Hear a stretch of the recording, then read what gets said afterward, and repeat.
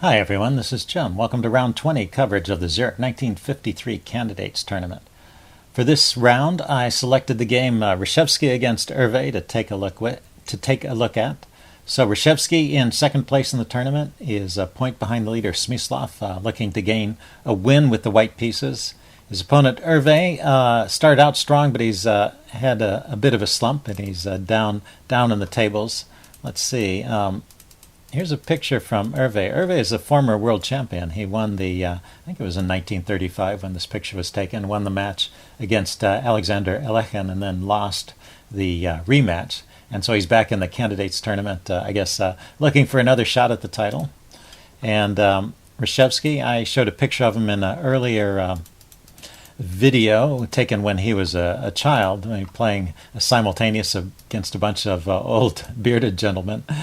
Here's a picture of him from 1953 when the tournament was taking place. So how he looked as an adult.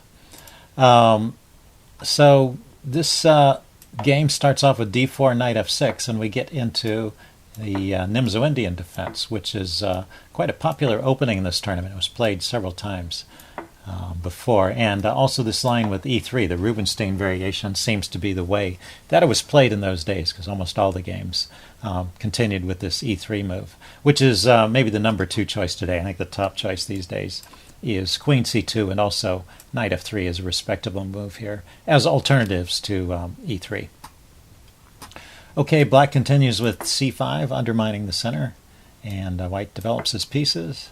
d5 getting a big center and setting up opportunities for exchanges, and now both sides castle. Black castles, white castles, and knight c6. So both sides are completing their development.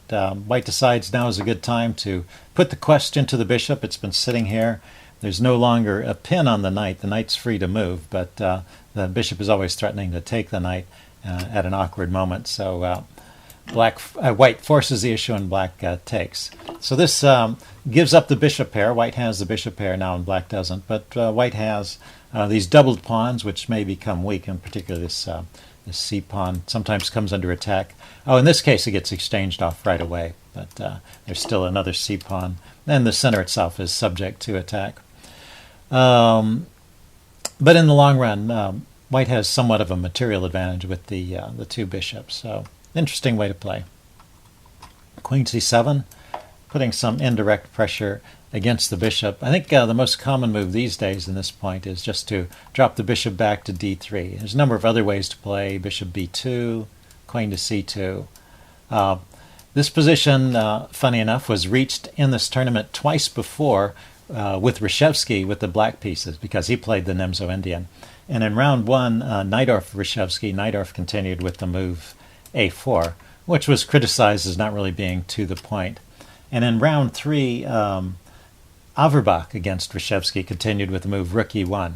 And I guess Reshevsky has been waiting for a chance to play this move rook e1 with the white pieces, because he didn't like the position he got when he had the black pieces. So he plays the move rook e1 here, repeating what Averbach played against him.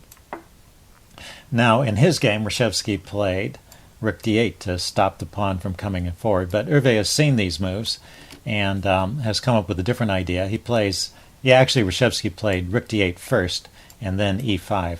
And Euwe, having looked at this, has decided there's no need for the move rook d8 and plays the move e5 immediately. But this does allow the pawn push d5. That's what Reshevsky was trying to prevent when he had that move rook d8 thrown in first, to slow down the push of the d-pawn. So now that Euwe is playing the black pieces, he ignores that threat. He pushes on with e5, and white plays d5.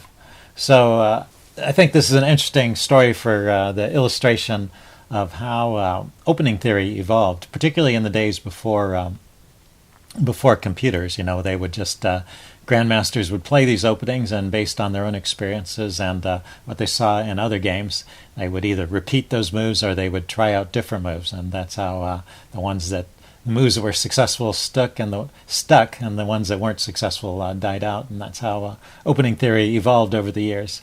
So in this position, Euwe with the black piece is pushed on with e5.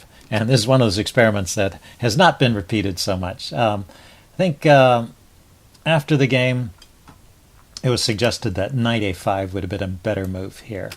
So knight a5 leads to some interesting possibilities. Let's go ahead and put that on the board, knight a5. What that does allow, and it's understandable why Euwe might not want to play it immediately, it allows this move d6, and this pawn here looks like it might become a real threat. And of course the knight was attacking the bishop, but there's a bigger threat on the queen, so the queen has to move. And maybe queen b6, this was Euwe's suggestion after the game. Queen b6 was the way to play it. And after this exchange, knight takes e5. Sorry, knight takes e5. White plays knight takes e5. It's White's turn. He's got to defend his bishop. And then now there can be the exchange on c4. And the queen's hit by the knight, but can find a spot over here on c6. So it's an interesting position. Is this pawn a strength or a weakness? You know, hard to tell. Also, after knight a5, Bronstein had a suggestion, which is a little more interesting. He said you could play maybe after d6, the queen could go to b6, and then knight takes e5 again, protecting the bishop, but also hitting the queen and forcing the queen to move. And then he was suggesting the move queen e4, a very active post for the queen. And it was a very interesting position, but it's very double-edged. So White here actually can play the move bishop takes f7 and get two pieces, get a rook for two pieces, but also with this really strong pawn on d6 looks like an interesting way to play as well. So those are options at this point. So this is still a playable line, but probably most top players would play knight a5 in this position rather than e4. So after e4, the game continues. Both knights are under attack, so both sides carry out their threats. White takes the knight, black takes the knight, and now the queen grabs the pawn here. I'm sorry, it's White's turn to move. The queen grabs the pawn. And black, instead of grabbing the pawn right away, throws in the move bishop g4, gets the queen off of this diagonal. The queen goes over to g3, and then grabs the pawn. So it looks okay. White has an extra pawn on the king side, and it looks like this pawn can get pushed. Let's see, is it possible that it could be blockaded? Whose turn? Oh, it's White's turn immediately. Yeah, so White's going to push that pawn before black has a chance to blockade it.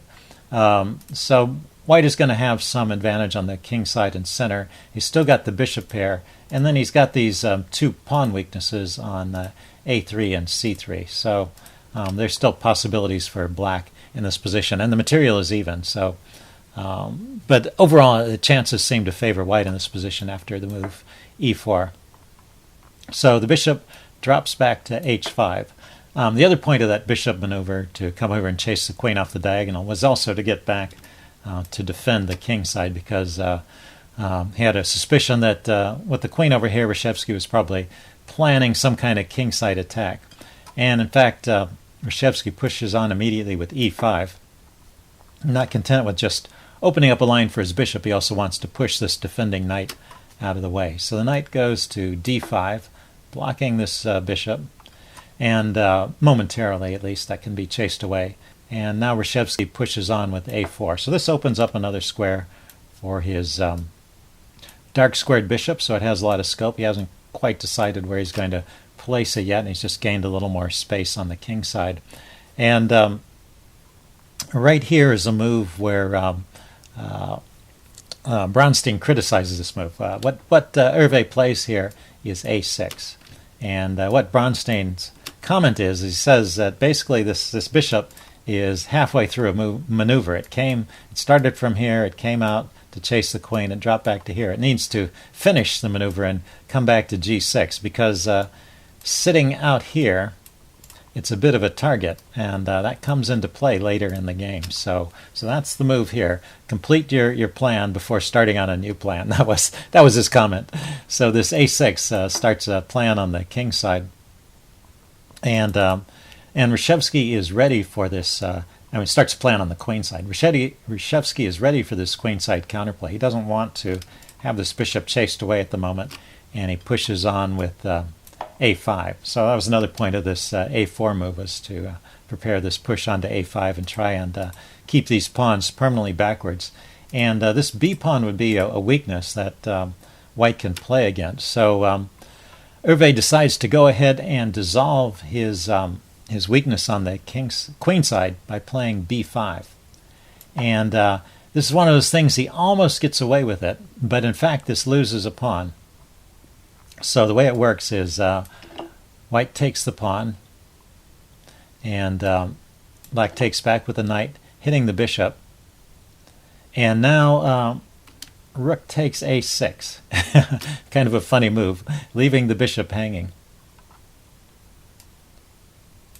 but pinning the knight. So Reshevsky takes the pawn.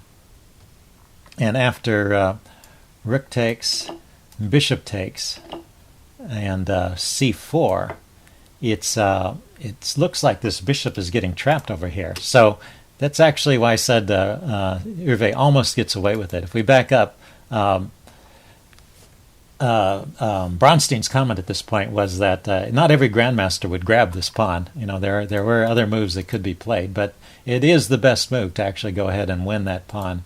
He said, you know, Reshevsky is someone who's just going to sit there and calculate for the whole 2 hours if necessary. If there's a move that might win the game, he's going to calculate it out and then play the move. So that's what happens. That's also how he gets into time trouble. But it's one thing I like about his style of play.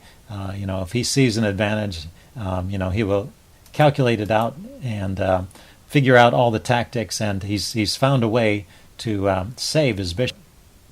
So his bishop is not going to get trapped there, and his plan for saving it starts with the move queen h4, which gains a tempo because it attacks this loose bishop here and attacks the c-pawn. So now there's a potential escape route for the bishop here, although not yet, because it's this pawn is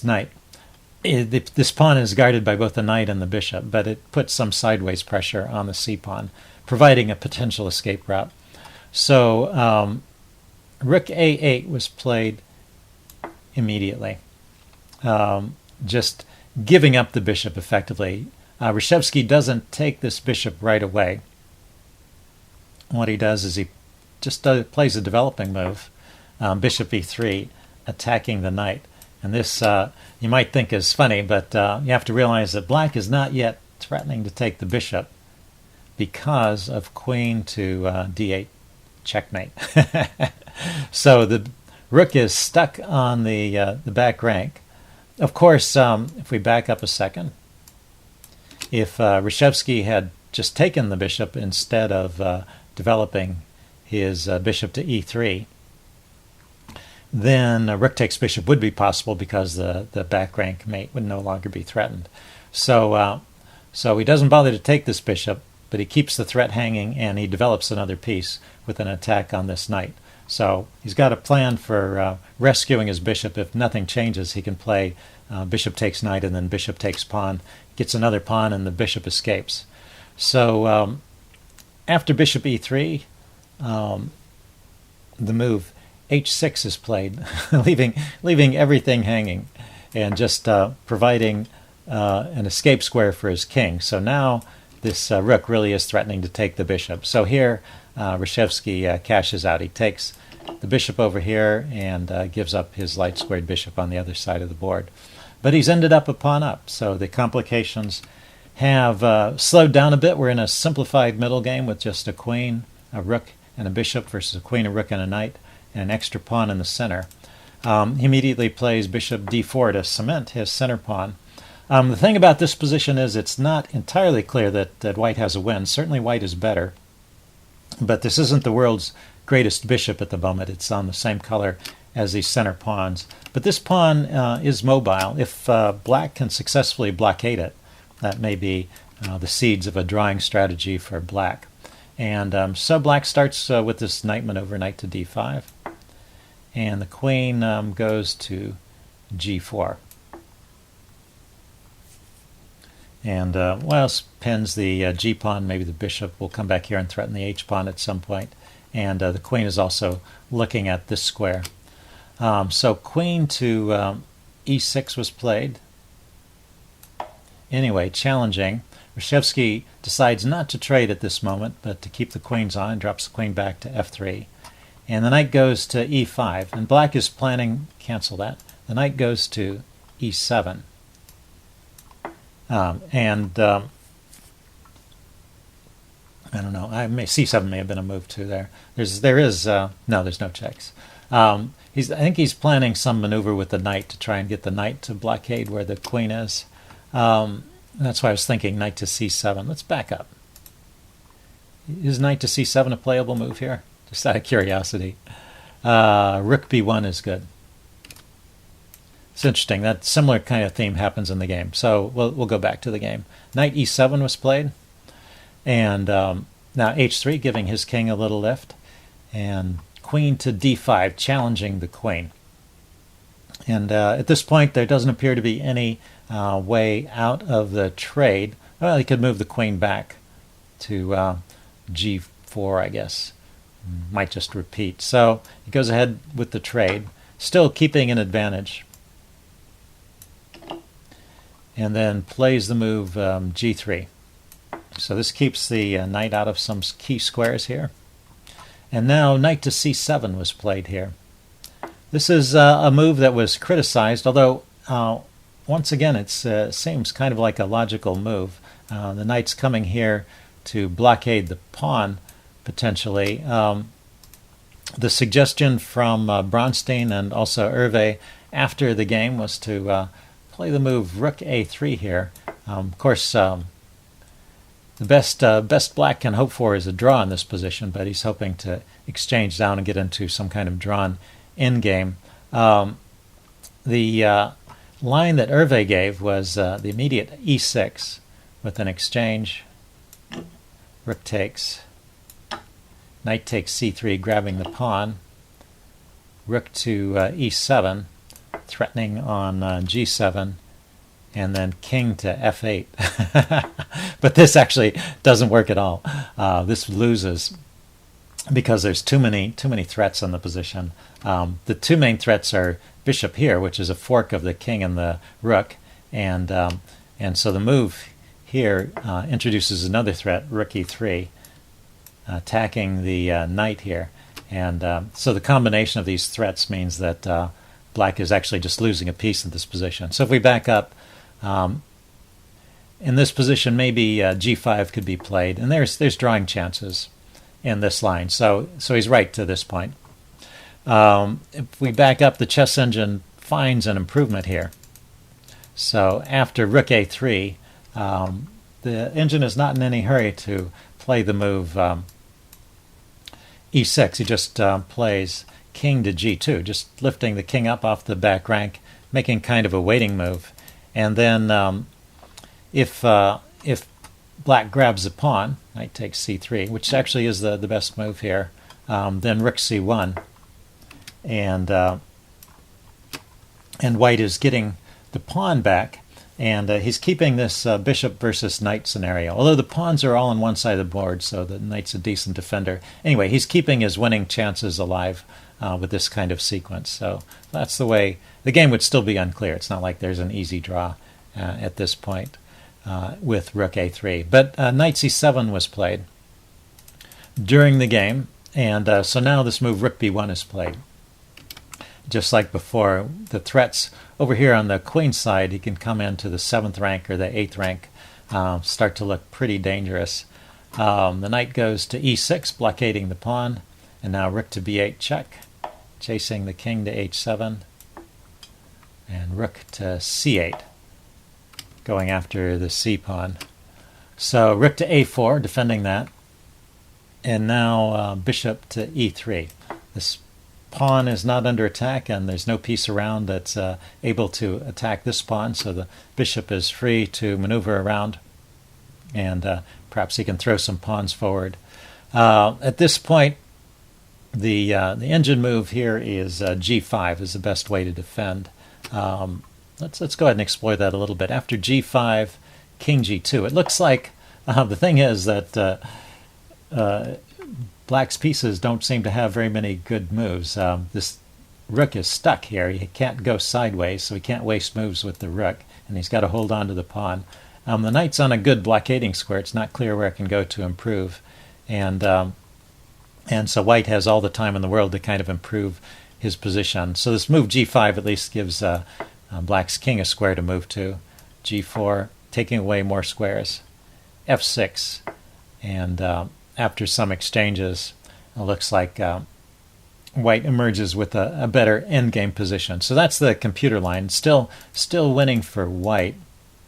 But anyway, it may explain why Euwe played the move knight g5. He's given up his good blockading position on e6, but it may be that he couldn't find any other moves. So king g2, just as in the previous line, White seems to have all the time in the world. The knight advances to e4. This was the idea, trying to get some counterplay against the c-pawn. And the bishop goes back to d4, just defending these pawns. So we're also on move 37, so we're nearing the time control. Some of those moves by White, in addition to just kind of holding the position steady, he may be waiting to get to the time control. So everything's defended. The knight goes to d2. And now he pushes forward with e6 at exactly the right time. And after this exchange, f takes e6, rook c7. With the knight out of play, things are falling apart on the king side. King goes to g6. He could grab this pawn immediately, but he plays the even more forceful move, g7, threatening rook takes checkmate. And Black resigned at this point. So a nice game by Reshevsky, an important win for the tournament. I wanted to mention there was actually a number of exciting games this round. One of them in particular was Taimanov against Petrosian. That was another candidate for game of the day. But Petrosian made a number of mistakes, so it wasn't that interesting from that point of view. But Taimanov really finished him off in a nice tactical style. So a good game to look at, Taimanov Petrosian. So the results after 20 rounds, Smyslov drew his game. So now Reshevsky is just a half a point behind. We have in the lead, we have Smyslov with 12.5 points. Reshevsky half a point behind with 12. Bronstein won his game today as well, so he's a point behind at 11.5. And in fourth place, do we have anyone at 11 points? The closest one after that is Paul Keres with 10.5 points. So those are the leaders after 20 rounds. We have 10 rounds to go, and the race is getting a little bit tighter.